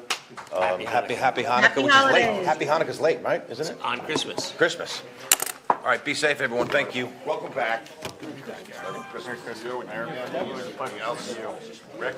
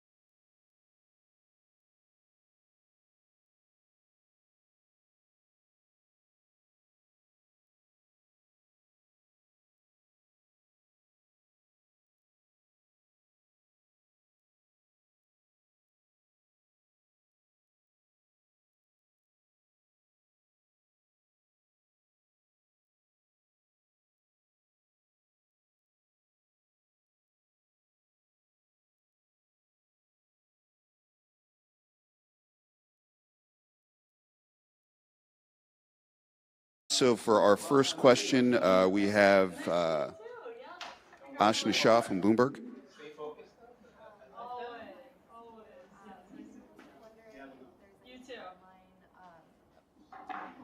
Wondering if there's like a timeline update on when we can expect a price tag for the vision plan for Newark.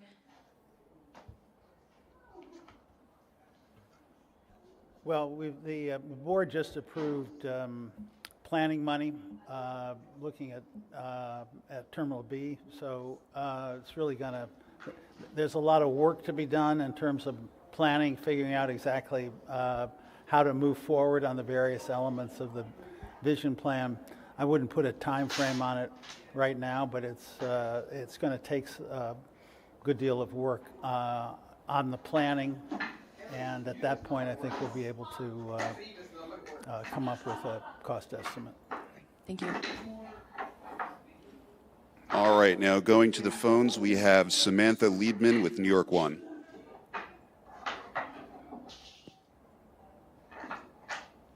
Samantha, are you there?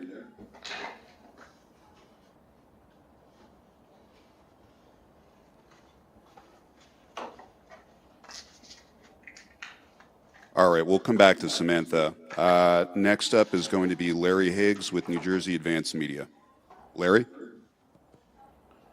Thanks, and happy holidays to everybody in advance. My holiday gift to you are two path questions. How and when will the Port Authority address the request for additional off-peak path service that many people brought up?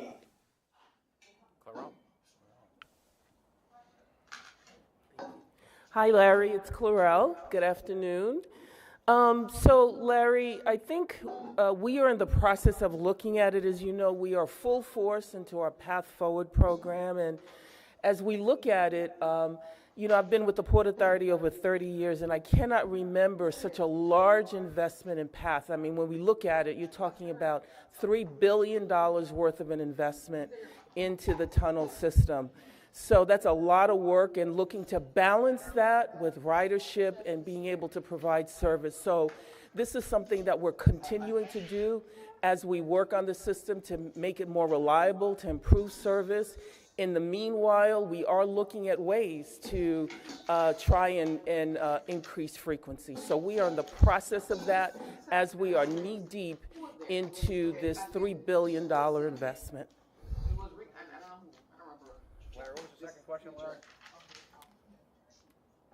And one follow-up question about another issue that was brought up. What is the status of the Newark Airport path extension, and when will that be revisited? Well, it's been deferred, and I assume we're going to revisit it in the next capital. It's been deferred. Next. All right, we are going to go back to Samantha Liebman with New York One. Hi, good afternoon. I just wanted to know, in terms of New York City and the bus terminal, what can New Yorkers expect in terms of any rerouting, street closures, for pedestrians and cars during the construction in the next year? Well, let's start by saying this is going to be a major construction project. We're looking to launch it, broadly speaking, award the contract in the second quarter of next year. There's going to be the construction company is going to have to mobilize. So these construction disruptions will begin mid to late next year. A lot of thought has gone into the planning. Port Authority is committed to set up a community working group that we will be participating in, and we will, with the community, develop communication plans in terms of being sure that people are aware of the answer to your question, which is exactly what is going to happen when, what reroutings or closure of streets, or what will be the impact of various stages of the construction, but that really remains to be worked out in detail. Some of it was in the environmental impact statement. If you want to see the kind of planning and analysis that went into thinking through the construction impacts, a lot of the detailed analytics are laid out in the final environmental impact statement that was published in September. But the detailed timeline of what will happen when is going to be worked out in coordination with the community. And I would just repeat what was said in the meeting. The Port Authority bus terminal planning and decision making has deeply involved the community boards, elected representatives, community organization leaders really from start to finish. And we intend to carry that on throughout the construction period. All right, next we're going to hear from Daniel Munoz from Bergen Record. Daniel? Hey, thanks for doing this. I did have a question and then I guess a follow-up question, but the first question, I guess in light of the potential for a strike with the International Longshoremen's Association, they don't reach a deal with the USMX by January 15th. I'm interested in what preparations are being made by the carriers, the terminal operators, and the Port Authority. Like, is there a rush of shipments in light of the prospect of a... We're going to bring the director of our port department, Beth Ann Rooney, to answer that. Well, good afternoon. We're certainly still hoping that the two sides will come together between now and January 15th when the contract expires. In the event that they're unable to do that or they don't agree to another extension, we will make plans that are very similar to what we had in place on September 30th for the last strike in terms of making space available to the longshoremen for the purposes of, their freedom of speech and their right to demonstrate. We are working very closely with the terminal operators and the ocean carriers on volume. The good news is that we are in a bit of a lull in the post-Christmas season, but we do expect normally to see a bit of a spike coming in January with volume coming associated with an early Chinese New Year. So again, we remain cautiously optimistic that the two sides will come together or at least agree to another extension so that we can avoid a strike and continue to move the commerce that is so vitally important to our region. All right. Thanks. And go ahead. Yeah, I guess the follow-up question, I guess, regarding the Spirit Airlines bankruptcy, what impact could we see that have on Newark Airport or JFK or LaGuardia? Thanks. I didn't hear that question. Spirit have any impact on our airports? Bankruptcy. Sarah, you want to answer that?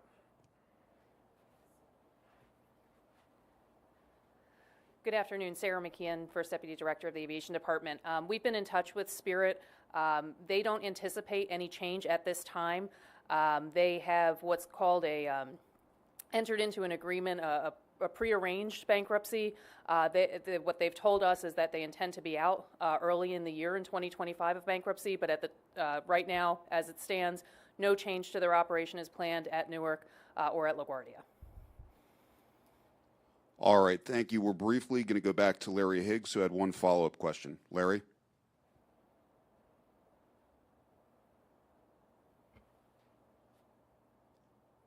Larry, are you there? Okay, I'm here now. Little technical issue. The follow-up question is basically, what exactly is the status of the Newark Airport extension of path, and when do you hope to return to that? Obviously, knowing it was deferred due to the pandemic.